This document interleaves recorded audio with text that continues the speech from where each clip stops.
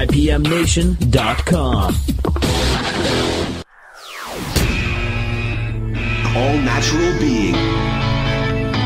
Warning, All Natural Being with Brian Brawdy is designed to shake your sense of self to the core. It's full contact psychology with an empowering twist, a philosophical loofah for your soul.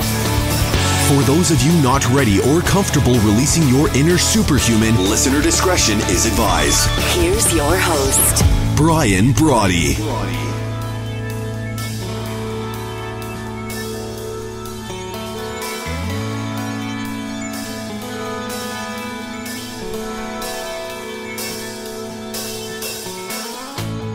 Welcome to All Natural Being. It's Brian here, hanging out with you live this morning, 11 a.m. Eastern Standard Time, hanging out with you for an hour.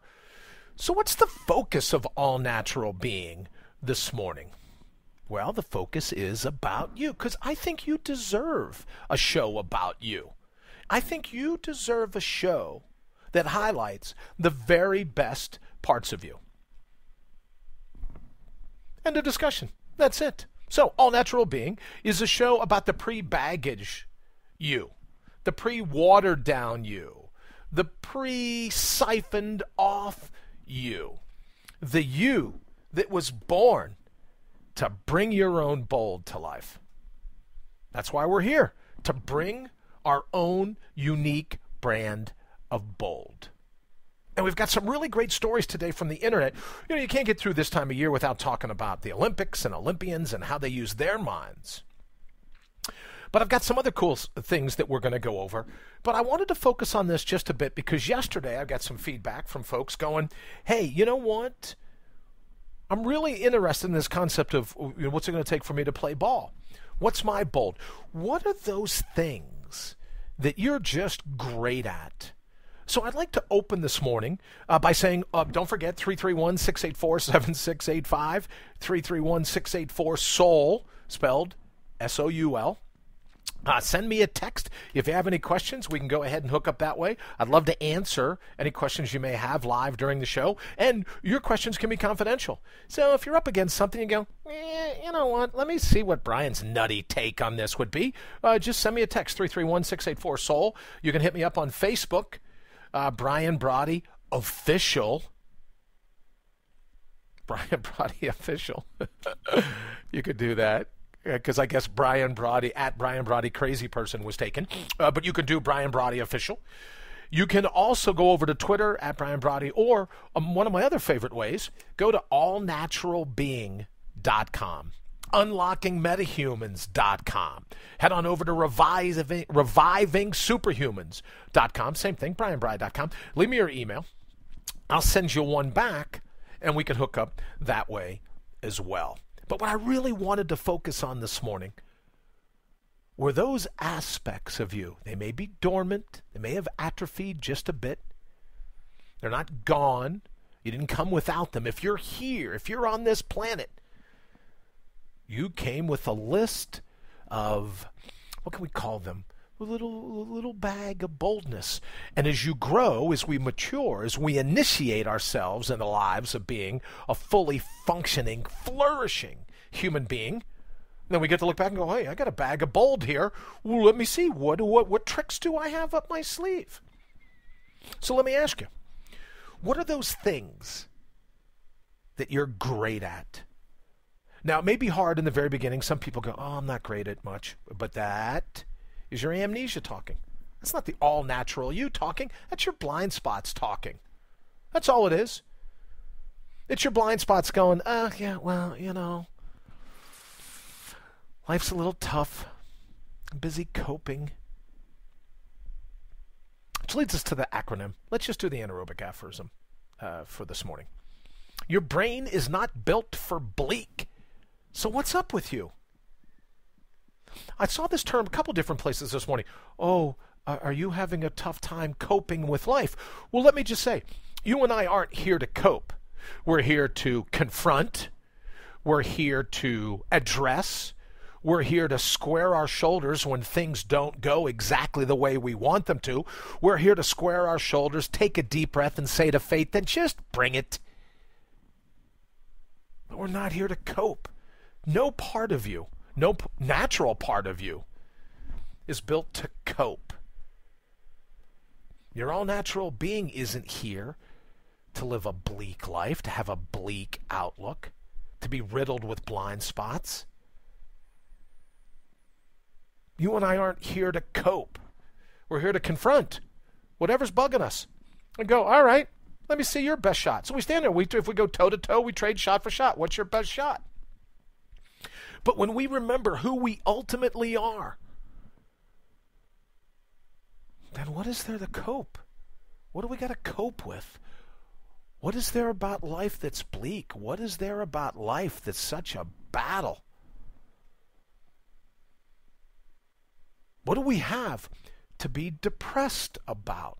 Now, I'm not suggesting we don't have a laundry list of things that don't always go the way we planned. But that doesn't mean you and I don't have the ability to draw a line in the sand and go, all right, I'm not taking any more crap from the Venus flytraps in my life or from fate itself. I was reading a book the other day. It was really kind of cool. It was talking about the movie Zorro and how when the older statesman, begins to train Alejandro, and he draws him in this little circle and he says, you're going to live in this circle. You don't come outside of this circle. You're going to master this circle. This circle is your life. Well, that's your mind in the labyrinth. That's your immediate vicinity. And when you can bring your own bold to that, it's like a pebble dropping in a pond, and then those waves ripple outwards. But when you and I bring our own bold, when we remember who we are, when we bring our natural resources, there's nothing that can derail us. There's nothing that we need to cope with. Life needn't be bleak. If we look out from behind of insight full of blind spots, perhaps we could go, oh, yeah, it's kind of bleak. But that's a decision you and I make. 331-684-7685, 331-684-SOUL. Ever have a situation where life looks a little bleak, but then you stop, you take a deep breath, and you go, well, that's not the way I'm going to look at this scenario at all. Because of all the research, all the things that are being done now, in terms of neuroscience, psychiatry, psychology, they'll tell you, it's the way you and I read the situation at hand. And forgive me, but being an ex-cop, it's the way you read the crime scene. You read the crime scene the correct way, you get the bad guy. Or the bad girl. Don't want to be labeled a sexist. You're going to get the criminal. If you're an investigator, you're an undercover, that's what you do. You read the crime scene. Well, for you and I, we don't have to get a criminal. But if we read our labyrinth right, if we read our circumstances right,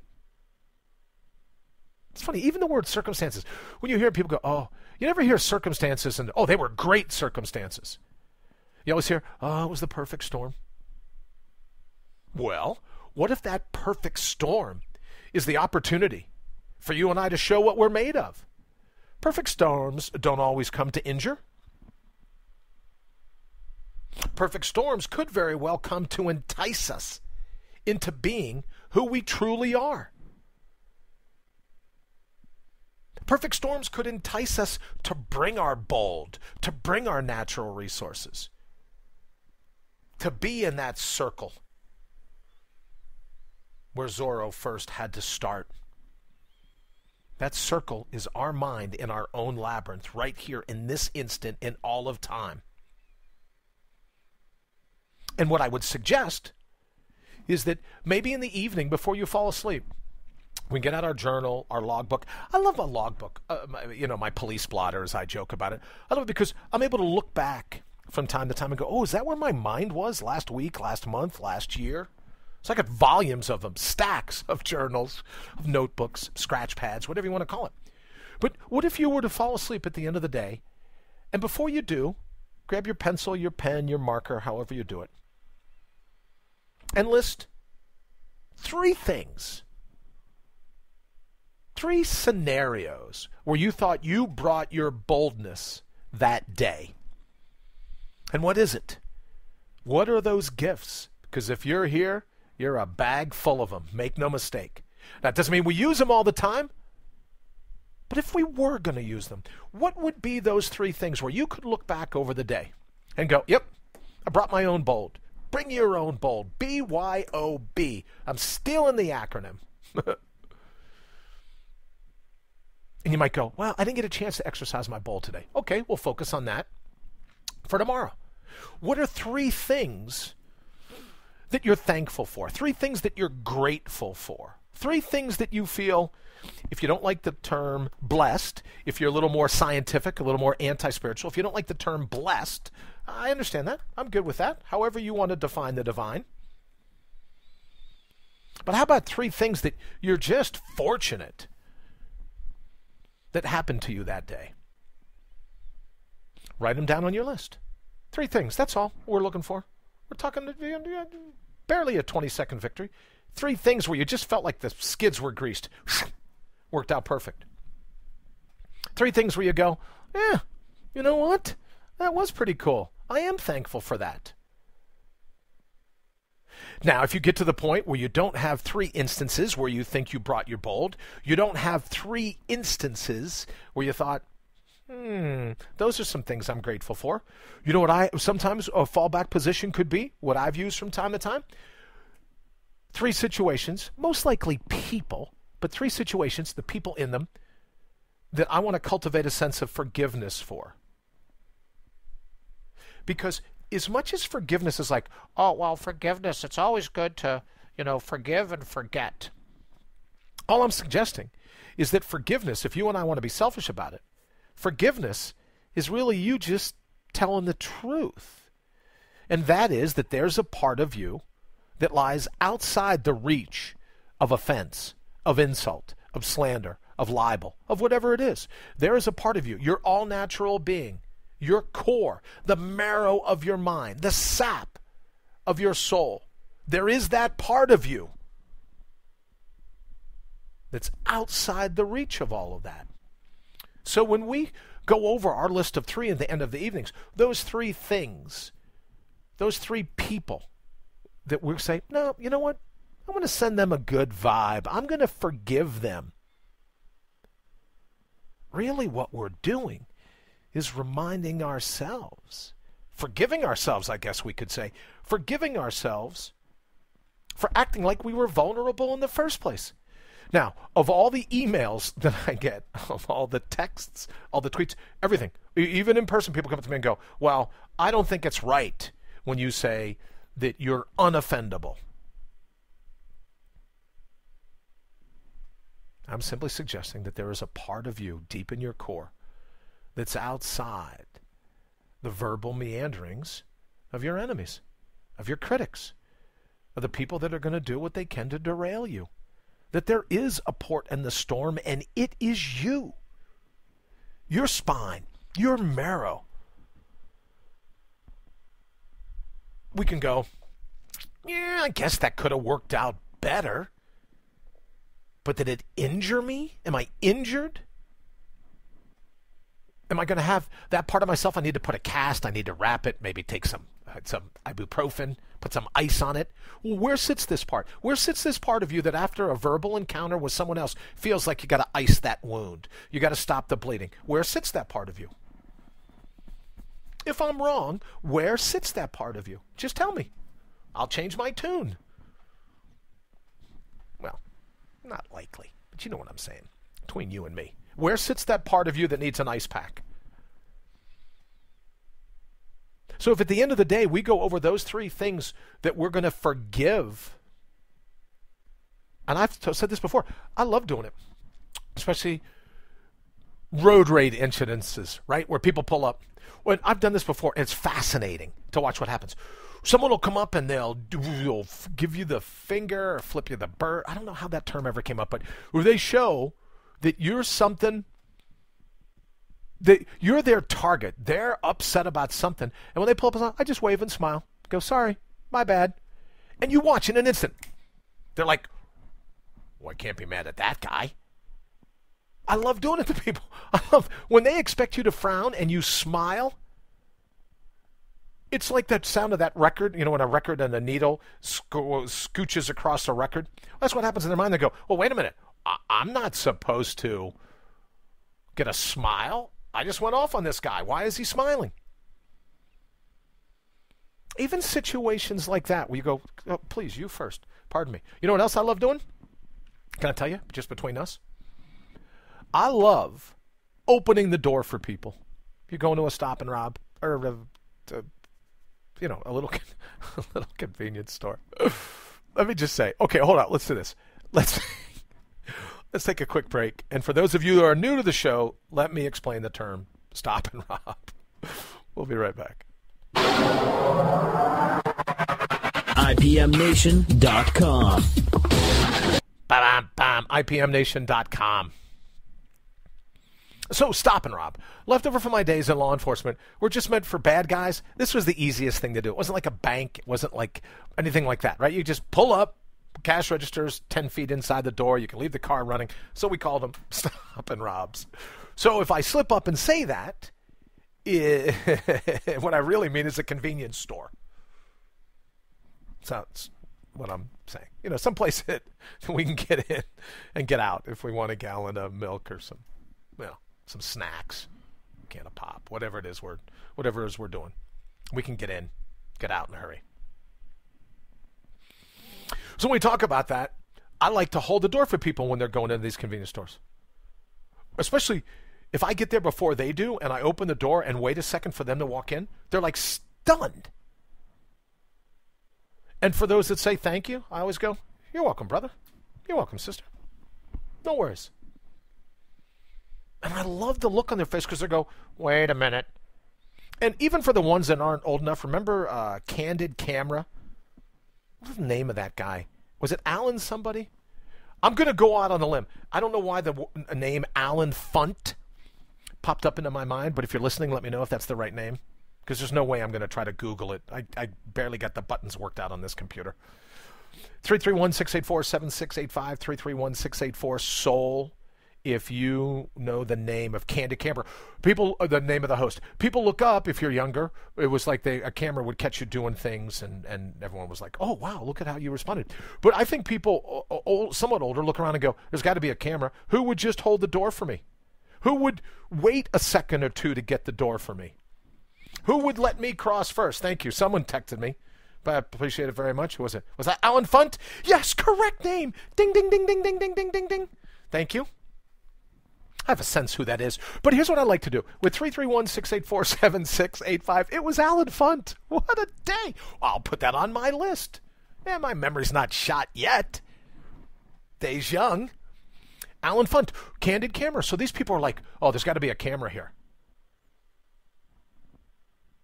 But I love doing that. I love catching people off guard, especially when they're walking around in their own little, their own little world of bubble wrap.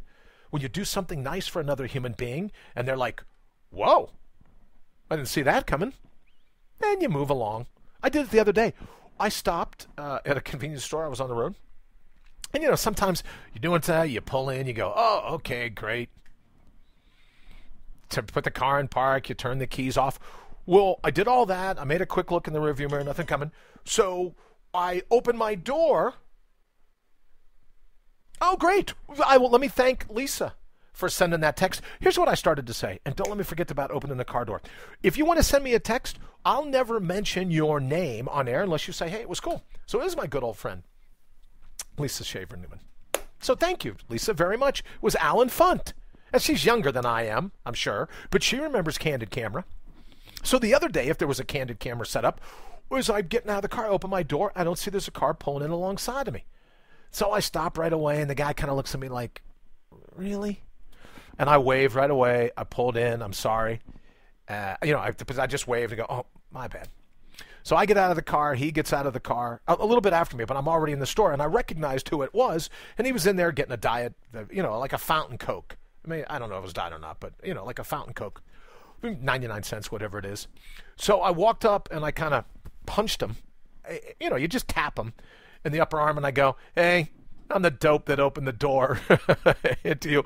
He goes, no worries, I've done it before. And I go, okay, let's go. Are you getting a big gulp? What's the biggest pop you were going to buy here? And he goes, I am getting a big gulp. I go, all right, it's on me.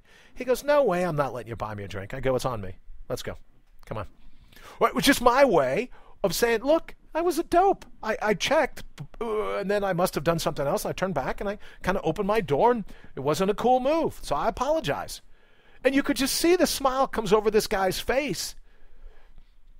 It was like, all right, that was pretty cool, right? I love doing that to people. And I think if we all set out every day to do one cool thing for another human being, right? That's 6 degrees of separation. That would radiate out, as I said earlier, like the pebble being dropped in the pond. If we set out to do just one thing, one cool thing, I have to tell you, I think the other people feel good. But even just between you and I, just between us, selfishly, I end up feeling great when I bring a smile to someone else's face. I end up feeling great when I kind of derail their opinion of humanity and what it's like. Holding the door, buying them a pop if I need to, going, I was just a dope, my fault, wasn't paying attention. I love doing it. And what I found is that when you do it, it automatically puts you in a happy mood. Why is that? Because I believe underlying all the craziness, that field, that whether you believe it's a holy, Holy, spirit, or you believe it's a holy, Wholly, spirit, right? Whether it's the Higgs field or the Holy Spirit, whatever it's going to be, that underlying connection, that's all of us. So I think when we do something, you're absolutely right. Lisa says, it changes your own mood. Absolutely true. Because I think underneath all of the bubble wrap, all of the craziness, all of the baggage, when we do something nice for another human being, we're doing something nice for ourselves. That's why I'm certain in this connection. Forget Mexico City. Forget the visions. Forget the mountains of West Virginia. Forget the waters of North Captiva. Forget all of the times it's hit me. The underlying connection of all things. Underlying connection. I don't even like to use the word connection because it implies that it's the opposite of a disconnection. Just the underlying meld that is all things. The grand harmony of Wudong Mountain. That underlying connection of all things. We sense it full up when we do something nice for another human being. And I'm not saying you have to cut their grass, right? Unless they're an elderly neighbor, and that's kind of cool. But I've shoveled my neighbor's driveway before. I'm up. I love getting dressed up, and I don't often get to go back to Yellowstone at 40 below zero anymore. So if I can slap on some cold weather gear and get to shovel my driveway, it's a great workout. And I can shovel the driveway of the person next door. I love it. Now, but don't get me wrong. People say, oh, it was really nice of you to do it for them. Agreed. Perhaps, if they think so. But I got to tell you, I love doing it for me. Experiencing the underlying metaphysical, and by metaphysical I don't necessarily mean spiritual if you don't like that, the metaphysical, the more than, the metaphysical connection of all humanity. I love tapping into that because that's where my all-natural being, that's where your all-natural being springs from. So if you get a chance, you're making your lists at night, either the 3 different aspects of your boldness, 3 skills that you're like, no, I'm a badass. I can absolutely handle these skills. Or 3 things you're grateful for. Or 3 people that you've forgiven. Because again, forgiving them is just ignoring the alleged division that we're told to believe in. Do you ever find the need to forgive your leg because it fell asleep? It's a part of you. So you'll find the more that you practice forgiveness, it's not about the other person. It's about you falling into the trap that think you could be injured in the first place. Now that's not to belittle things that have happened to us. I'm not saying that we continually allow ourselves to be physically victimized, or we put ourselves in the position to be hurt time and time and time again, maybe by the same person, same group of people. I'm not saying we forget what happens. Leaves us armed, yes, better equipped in the future to deal with that kind of thing. I'm not saying that. I'm just saying every so often take a deep breath and go, where sits that part of me that needs a Band-Aid? Where was I injured by the words of another? Where was I injured? Where am I supposed to put that ice pack? And when you do that, and your all-natural being begins to bubble up, you'll find the all-natural being going, I'm good. It's only a flesh wound. I mean, literally, right? It didn't touch me. I'm good. What are you going to do? Let's get this train back on the road. All right. Speaking of trains back on the road, before we get to the bottom of the hour, take a quick break. We'll be right back. You're listening to All Natural Being with Brian Brawdy. How much longer will you let them hijack your head and your heart? How much longer?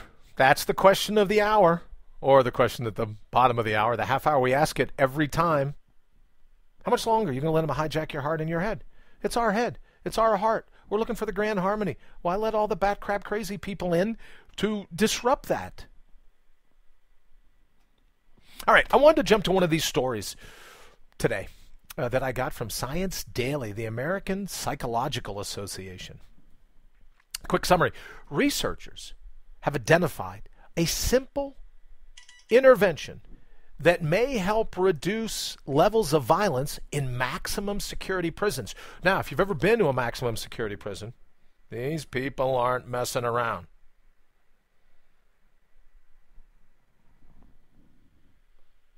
Tough guys, tough girls, not being sexist, tough criminals in these maximum security prisons. So they wanted to figure out, look, is there anything we can do to help reduce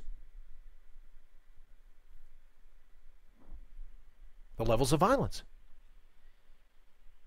They came up with an answer. Do you want to know what it is? We've talked about it before, because you and I get to do it every day as well to help reduce some of these levels, quell some of these levels of stress or anxiety and the like. Ready? According to the study, inmates who viewed nature videos showed dramatically reduced levels of aggression and were less likely to be disciplined, obviously because of that, less likely to be disciplined in those similar cell blocks. Let me read you a quick quote, and we're going to get to how that pertains to you and I, unless any of us think we've got some time coming up in a cell block. Quote, researchers have identified a simple intervention that may help reduce levels of violence in maximum security prisons. We need nature for our physical and psychological well-being, says clinical psychotherapist Patricia Hashbach, who presented the research. Although direct contact with real nature is most effective, right? You want some fresh air. You want to feel the sand under your toes, touch some leaves in the trees. Although that's most effective, studies have shown that even indirect exposure to nature can provide temporary relief from psychological stress in daily life. So she wanted to see, is that true? Article goes on to say that they wanted to see if that effect carried over to maximum security prisons. Why not? Because we figure, right, if you're going to test it out for you and I, those looks like a great way to do it. So they studied a particular cell block at the Snake River Correction Facility in Oregon that housed about 48 inmates. Half were provided nature videos to view during their scheduled indoor recreation time, which they get 3 or 4 times per week over the course of the year, according to the article. Content included images of diverse biomes, oceans, forests, rivers, aquarium scenes, a fireplace with burning logs, Earth viewed from space, and cloud fly-throughs. The other half were not offered the chance to view these videos. According to the good doctor, Dr. Hashbach, quote, inmate surveys and case study interviews with inmates suggested that negative emotions and behaviors such as aggression, distress, irritability, and nervousness were reduced following the viewing of videos and lasted for several hours post-viewing. Prison staff also reported through case study interviews and written surveys that viewing videos appeared to be positive when it came to reducing violent behavior. We found, quote, we found that inmates who watched the nature videos committed 26% fewer violent infractions. This is equivalent to 13 fewer violent incidents over the year. A substantial reduction, according to the good doctor, a substantial reduction in real-world conditions, since nearly all such events results in injures other inmates or officers. So what can you and I take from this? That time alone in nature really is restorative. Why? Why? Because there's dirt in our DNA. We come from this planet. We come from the natural labyrinth that is our globe. If you extend that out, we come from that natural labyrinth that is our solar system, our galaxy. And then again, extend that ring out, that is our universe. So when these inmates were able to reconnect, even just visually, reconnect with scenes of nature, what did it remind them of? That underlying connection. That's what helped to reduce the stress, that underlying connection that we get all the time when you and I are out in nature. So let me see. We'll go down here at the bottom of the article. It says that when it's looking at terms of irritability, distress, aggression, nervousness, anxiety, you and I can add to the list. We may have lesser degrees of those things, but throughout our day, you see why now to take a break. Maybe do your 20-minute victory on lunch outside underneath a tree. Maybe take a walk, take your shoes off, walk in the grass. Maybe just spend some time lying on your back watching the clouds float by. It's a great way to do it. You talk about self-management. When we reconnect with nature, we're reminded of who we ultimately are. Go for a walk. Get some fresh air. Check out the flowers. I love tracking animals. You know, you find a little riverbed if you have one near where you live. Or just watch squirrels. Watch squirrels play. Birds fly by. Sound of a hawk. Watch a hawk circling above. And if it's good enough for those inmates, then it's good enough for you and I. That's why a little nature break works wonders. I talk all the time that gratitude is the grease of the human mind. Well, I believe time in nature is the balm, is the salve that we can use when we're feeling any of those things. Feeling a little bit irritable? 20 minutes outside. And if you have 20 minutes, give me 20 seconds. 20-second victory. Go outside, feel the sun on your face, feel the wind in your hair. Unless you're like me. Feel the wind up against what used to be your hair, right? Go outside, feel the effects of Mother Nature. As Wordsworth said, come forth into the light of things. Let nature be your teacher. On Wudong Mountain, the grand harmony of you and the way your senses interact with nature. Spend some time and watch how the anxiety flits away. Watch how the irritability flits away. How the nervousness flits away. And again, it's my estimation, it's because we are reminded, subconsciously or otherwise, we are reminded why it is. Because we're connected at that level. That is either the holy, H-O-L-Y, or holy, W-H-O-L-L-Y, spirit. Heaven and the Higgs field, that underlying spirit, that underlying energy that connects us all. And you are a fractal of that universal energy. As Jason Silva says all the time, well, you are a part of that cosmic poetry. That's you. When we spend time outside, albeit brief, when we spend time in nature, we're reminded of that, and it's good for our mental health. All right, let's take a quick break. We'll be right back. You're listening to All Natural Being with Brian Brawdy. Because it's never too late to take your life back. It's never too late to take your life back. Maybe now is the perfect time. Everyone says, oh, when you've reached, as I have, my 49th birthday a handful of times. How many 49 birthdays can one guy have? Tune in a few years, I'll let you know. But maybe this is the perfect time in all of life for us to dovetail, to have the grand harmony of our hearts and our heads. Maybe we're not late. What if we're perfectly timed? What if you doing this right now? We don't have to look back and go, my 30s, my 40s. What if today is the perfect day? The clarion call. What if today is that day?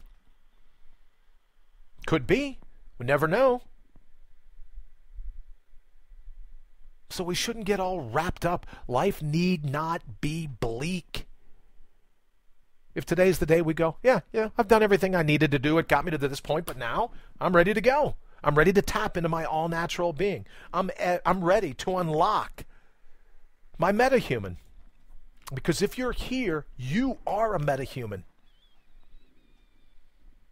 I'm here to revive my superhuman. Because if you're here, you are a superhuman. And speaking about superhumans, I found this really great article about Olympians. We've got a couple of them. But this one particular article, let me make sure I give everyone a science.mike. And the author is Kelly Dickerson. It says the psychology of Olympians reveals the mental toughness it takes to compete. Well, we don't have to be to the Olympics, but you look at some of the things going on in the world right now. You and I could use an extra shot of resilience. But we'll save that for a different riff. Right now, in the article, she's talking about the mental characteristics of an Olympian. It says, quote, in addition to physiology, natural talent, and practice, which we all have, right? We have a physiology if we're here listening to my voice. We have a natural talent. That's our boldness. We may not use it of late, but we have a natural talent, probably a handful of them. We may not have practiced them, but if you look at her, she says physiology. All right, we got that. Natural talent. You and I know we have that. So we got to practice some of those natural talents. It also says that mental preparedness plays a huge role in elite competition. So let's look at it. First thing, what are the characteristics? Not overthinking it. Quote, the best athletes trust that they've practiced enough. An athlete can start thinking about a movement or a shot that should be so practiced or rehearsed that it's automatic. If you think too much, it disrupts that process, according to psychologist Brooke McNamara. Apparently she was hanging out in a phone interview with Ms. Dickerson.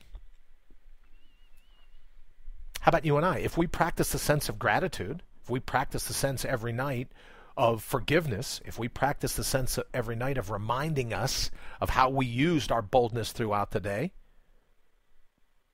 if we do that, just like doing a push-up or a sit-up or pull-up, progressively adapts to the point where we look back and go, I really am. I do have a general sense of gratitude about me, don't I? I do have a general sense of forgiveness about me, don't I? I do have a general sense of compassion. Well, we get it in little slivers in all of time. We don't have to overthink it. Just find a way at the end of the day to go, yeah, I'm grateful for that. I'm thankful for that. I'll forgive that person. I have a sense of compassion. Number two, confidence, which is why I say you listen to All Natural Being, your confidence is about to make a huge comeback. Your courage is about to make a huge comeback. Because confidence, courage, flip sides of the same coin. Flip sides of the same coin. When you're confident, it's really just saying that you have courage. You know, you're confident, you're capable to handle whatever fate throws at you. The article says that the level of confidence you have in your abilities in the moment of competition can also disrupt that automated process. Top athletes usually have rock solid confidence. Do you have rock solid confidence? Now, it may be like a pebble, but that's still a rock. I think when you say rock solid, people picture a boulder, but there's at least that grain, that pebble, that little sliver of rock where you could have confidence in yourself. They'll go, I don't have any confidence. Are you confident right now, if you needed to, you could get from where you're sitting, where you're standing, where you are, to the closest door? And I don't mean to be glib. I don't mean to be a smartass about it, but it can start with literally those little bit of things. Where you say, will you remind your mind that there are things you're confident in? Can you count to 100? What's the next thing you're confident in? Can you listen to a particular part of a noise that you hear? Can you separate it from the background noise? If not, can you direct your eyes to a particular thing that you want to focus on? Can you listen to the sound of your own breath? So when we do little things in confidence, they build. They're like snowflakes in an avalanche. Maybe we could do then, in listening to this article, maybe when we fall asleep at night, you can list 3 things where you expressed your confidence throughout the day. If you go right now and you buy a pack of gum, you're confident you could calculate the change that the clerk is going to give you back when you purchase that gum. Little things like that. Because I think what happens is sometimes we turn our backs on our boldness, on our natural resources, on our confidence and courage. And then we'll do a blanket statement. Oh, I don't have any courage. I never have any courage. I never have any confidence. Well, you have confidence in some things. We have confidence in abilities to do A or B or C. And then when we start reflecting on them, you go, oh, you know what?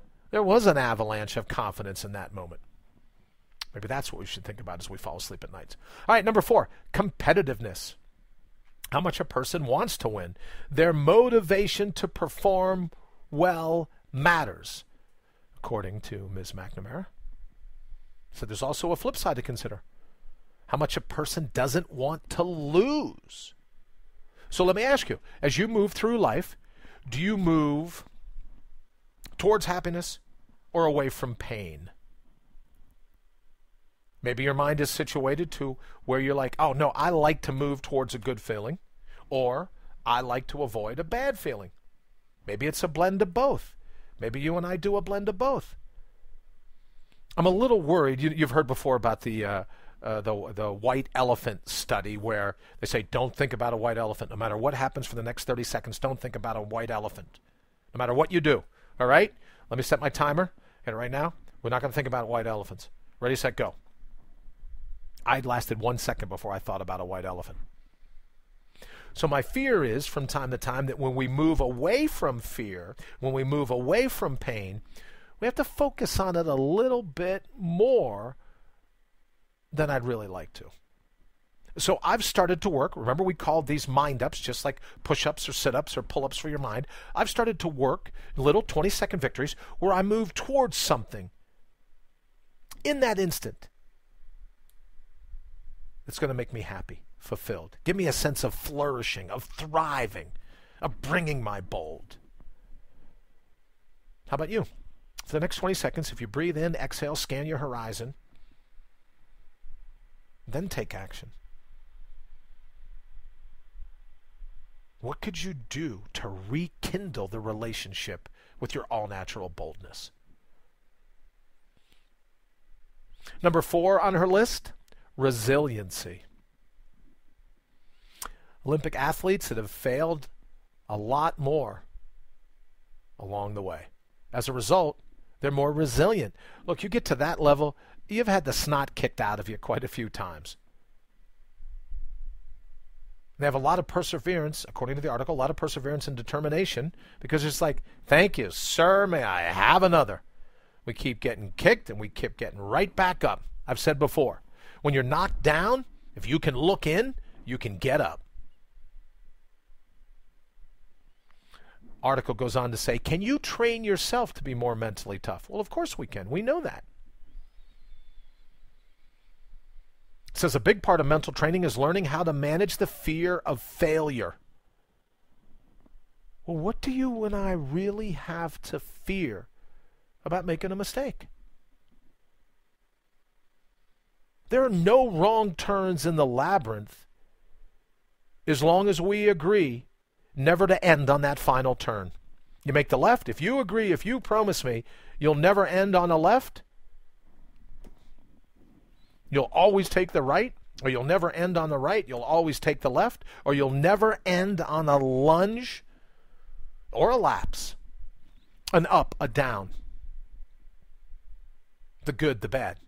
You always take one more turn, then you'll never fail. So if you're confronted by a failure, you can ask yourself, what am I supposed to learn from this? As the article says, after an athlete has failed, a particular coach asks, where's your opportunity? Oh, what can you learn from this? What can you take forward? It's something we all can do. It's just a mistake. As we talked about last week, what we have to do to make sure the director's happy. Well, you and I are the director. What do we got to make sure? What do we got to do to make sure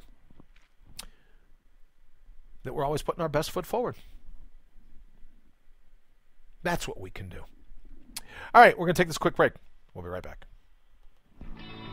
No self-help industry tactics here. You're listening to The Real Deal. Brian Brawdy with All Natural Being on IPM Nation. All right, I want to talk about this quick article. Andrea Quintero, psychologist, came across this article called The Search for the Miraculous. It's a blog over on Huffington Post. Morality and finiteness are givens of existence. I don't know about you. I don't know finiteness. I don't know if mortality, I guess the word's mortality, I misspoke. Mortality, finiteness, I'm not sure it's a given, but let's let that go just for now. This present moment, the world you and I are looking at, we're feeling, we're sensing, we're smelling. Right now, in this moment, this is it. The author goes on to say, with our death, the world also ends. Pretty bold from someone that's never died. But we'll let that go. He quotes in his article Jean-Paul Sartre. He says that he constantly discusses responsibility, which he in turn means authorship. So you and I have that responsibility to stand up to fate.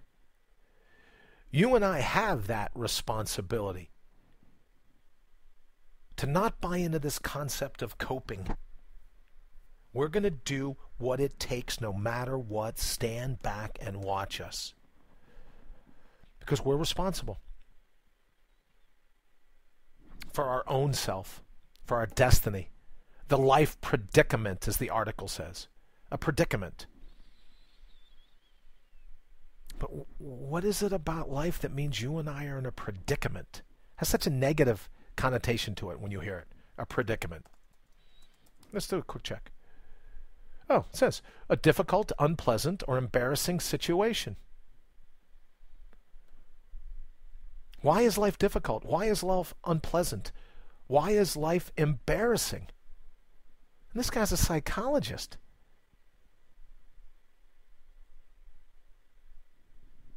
Why is life a predicament? Why do we have to cope? Why is there suffering in that regard? Why? Why do we put ourselves in a position to become overwhelmed when we know that if we've fallen, if we can look in, we can get up? All we have to do is look inside of ourselves to reconnect to our all-natural being, our metahuman, our superhuman. How does that make life a predicament?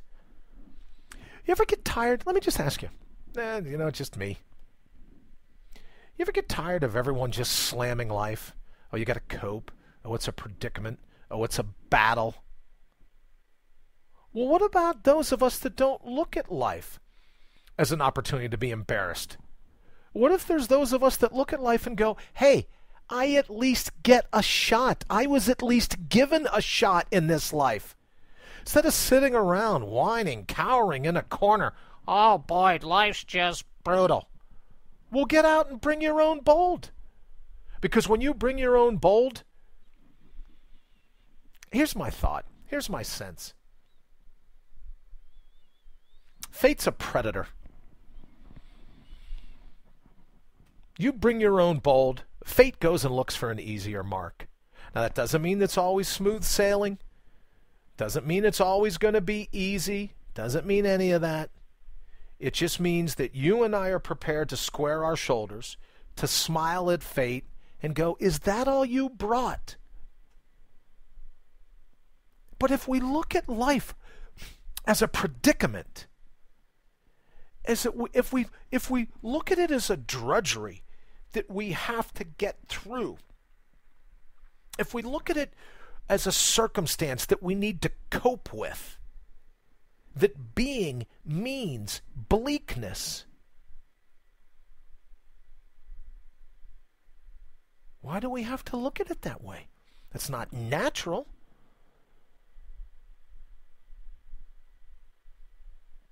Why does life have to be detrimental? Why is everyone so afraid of vulnerability? Your all-natural being ultimately isn't vulnerable. What is the saying? A beauty is only skin deep. All of our ailments are skin deep. Your all-natural being, your metahuman, your superhuman, sits outside the reach of life's, quote, predicaments.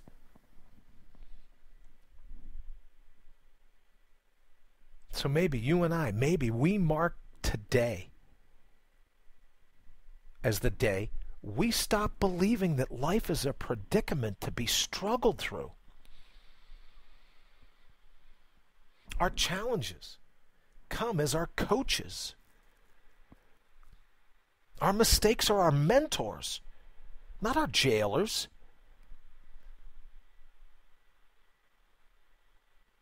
When we connect with who we ultimately are, the marrow of our minds, within our own spines, when we embrace that, when we accept whatever fate throws at us, not because we're going to take it on the chin, but we're going to stand and go, you needed to bring more of your A game, fate. You've forgotten who you're dealing with. Sorry, I didn't have my all-natural being t-shirt on, so clearly you didn't know who you're up against. But as long as you and I, if we fall, and we know that when we look in, we can get up, what can fate do to us? What can fate do to us? Can't touch us. That's what's so frustrating. But when we trust in ourselves, when we reconnect, when we revive, and we restore our metahumanness, our superhumanness, our all-natural being to its rightful place in our lives, when we call our soul off the sidelines, when we bring our grit into the game, when we bring our own bold into the game, fate looks for an easier mark. And I want to just mention this, and we're running out of time. Maybe we'll add this into tomorrow's. But I was reading an interesting story about happiness and unhappiness. And I've got an email from someone who says, well, I've not been dating someone for a while. I've been single for a bit. And this article says, look, one of the coolest gigs on the planet is to be single. Everyone's busy looking for that mate. But according to this article, maybe we'll get into that tomorrow. According to this article, there's some really cool benefits about being single, about being alone, about being open to learning new things and new challenges and new people.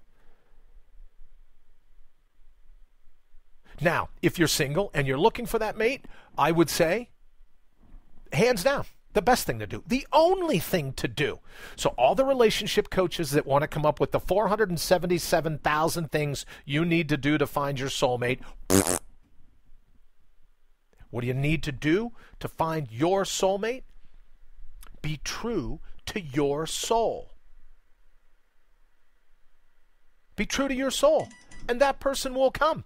That person will find you.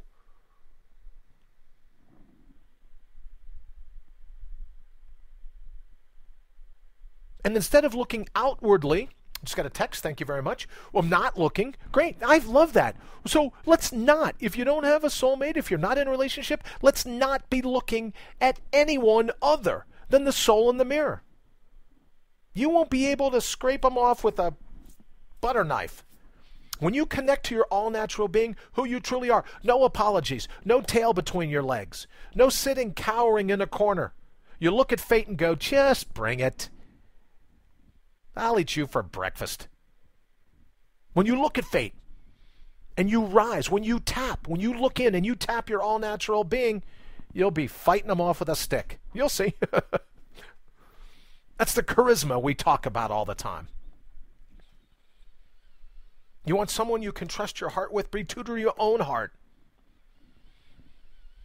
Then you're going to find out what a great gig this whole concept of being in a relationship is. Be true to your own heart. And anyone that wants you to be true to their heart but not true to your own heart, well, that could be a red flag. Be true to who you are. The grand harmony is that you'll find people that will dovetail to that belief as well. But when we go in fractured, when we go in fragmented, we attract other people that are fractured and fragmented. And then you got a team of a couple of fractures running around. Be who you are. Be proud of who you are. Bring your own bold. That's what charisma is. You don't need 12 steps to charisma. There's no ancient Chinese secret to charisma other than this. Remember who you are. Pre-amnesia. Pre-atrophy. Pre-apathy. Pre-blind spots. Remember who you are and watch how the universe itself sits up and takes notice. Watch how your labyrinth levels up instantly, one on top of another, when you remember who you ultimately are. And then, don't let yourself talk yourself out of it. It's okay for you to think you're special because you are. It's okay for you to feel that you're unique because you are. It's okay for you to feel like you have a bag of talents because you do. And anyone that tells you otherwise, what's my favorite saying? Leave them alongside the road. Put them in the rearview mirror. Throw some gravel. Don't know why that became my favorite saying about dealing with Venus flytraps, but there you have it. So before we get ready to go, thank you again for giving me an hour of an opportunity to be your tag team partner. I'm fired up about being your kindred, about being a part of your team. Head on over to allnaturalbeing.com. Leave me your email. I'll leave you mine. We'll hook up that way. But between now and the time we get a chance to speak next, remember, as you fall asleep, thank you very much. I appreciate that. Thank you very much. But you know what, can I be honest real quick? What makes it a great show is when I picture everyone listening. That's what makes it a great show for me. Because all I need to do is, when you look around, when you realize that you are yours something to believe in, not only life is going to be a greater gig, our future is going to be a greater future for our kids, our grandkids, our nieces, our nephews, our friends, our extended families. When you want to change the world, do it right now, today. Remember who you are, and it will be infectious. You want to talk about a communicable disease? Remember who you are and watch how the labyrinth around you just changes.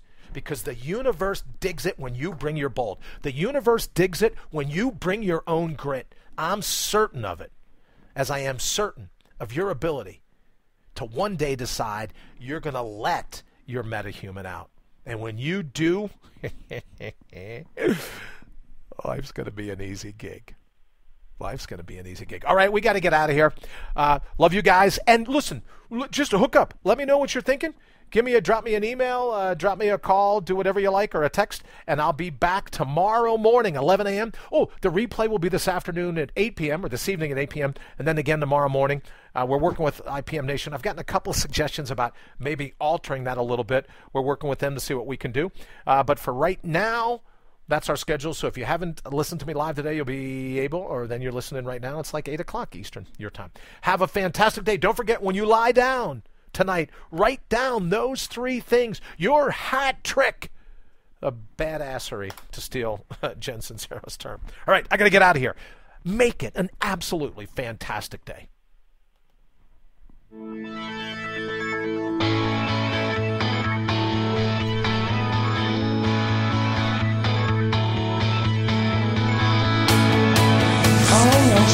You've been listening to All Natural Being with Brian Brawdy. Join us live every Monday through Friday, 7 to 8 a.m. Eastern. Also, check us out around the clock at allnaturalbeing.com. Until then, always remember to bring your own bold.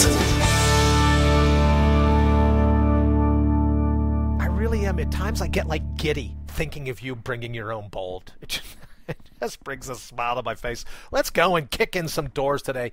Bring your own bold. It's time for us to right this ship and get on with it. I'll see you all tomorrow.